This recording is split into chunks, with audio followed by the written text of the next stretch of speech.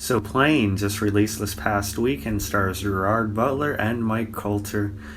And I seen it just last night, Saturday night, and I've been looking forward to it ever since it was announced because I am a massive fan of Gerard Butler. The dude's one of my favorite actors. I've always attested that he makes for a damn believable, tough guy. But he's always had some genuinely good acting chops, to go along with that. So he's always automatically believable, in situations like this, but also a good enough actor that it makes you, believe it too. And he can do more, just straight dramatic work too.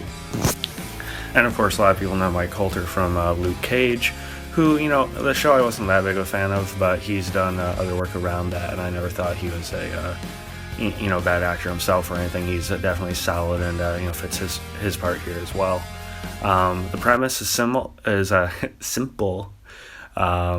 Like I was telling my wife who went to see it with me, it's kind of like a, meat and potatoes movie. You get what it's selling itself as, what it's marketing itself as. It doesn't pretend to be anything else. It's a throwback movie, just, classic, like 90s action thrillers. And I think there needs to be more appreciation for that.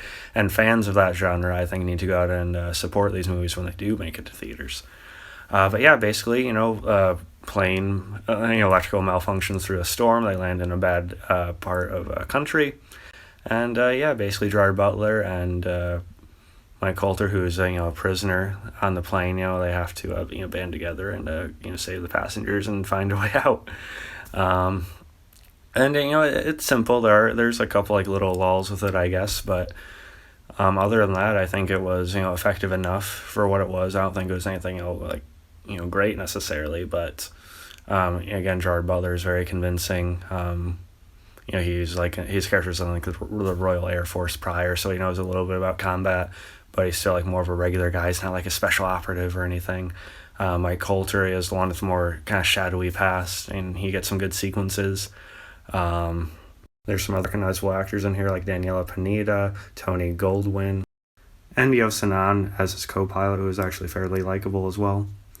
But yeah, no big twists or anything. Again, it's what it's presented itself to be, and I was happy to go out and watch this movie. Probably not one at the top of Gerard Butler's movies necessarily, but again, I was happy to give this a look on opening weekend. So yeah, let me guys thought about it. If you've seen it, I think it should work for you. If you know who you are and what you're watching. So yeah, genuine tension.